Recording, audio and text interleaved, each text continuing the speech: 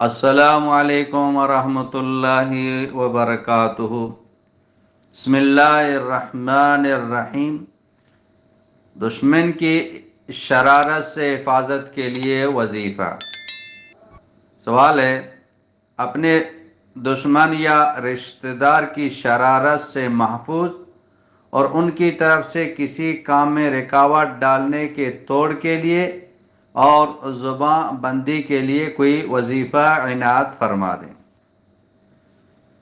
اس کا جواب یہ ہے، آپ فجر اور مغرب کی نماز کے بعد بسم اللہ کے ساتھ 11 مرتبہ سورہ قریش پڑھ لیا کریں، اول آخر درود شریف بھی پڑھ لیں، تو انشاءاللہ تعالی ہر شریر کے شر سے حفاظت ہوگی، اللہ آپ کی حفاظت فرمائیں گے۔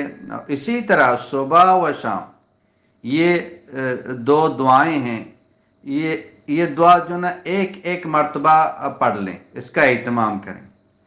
نمبر 1، اعوذ بوجہ اللہ العظیم الذی لیس شیء اعظم منہ وبکلمات اللہ التامۃ التی لا یجاوزہن بر ولا فاجر وباسماء الحسنى كلها ما علمت منها وما لم اعلم من شر ما خلق وبرأ وذرأ۔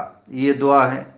دوسری دعا یہ ہے، اعوذ بوجہ اللہ الکریم وبکلمات اللہ التامۃ اللاتی لا یجاوزہن بر ولا فاجر من شر ما ينزل من السماء ومن شر وما يعرج فيها وشر ما ذرأ في الأرض وشر ما يخرج منها ومن فتن الليل والنهار ومن طوارق الليل والنهار إلا طارقا يطرق بخير يا رحمن۔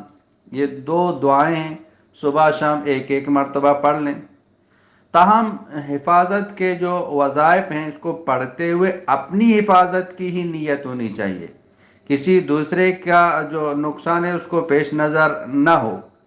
اپنی حفاظت کے لیے یہ دعائیں پڑھیں، اس کا اہتمام کریں، انشاءاللہ تعالی اللہ پاک آپ کی حفاظت فرمائیں گے۔ واللہ اعلم بالصواب۔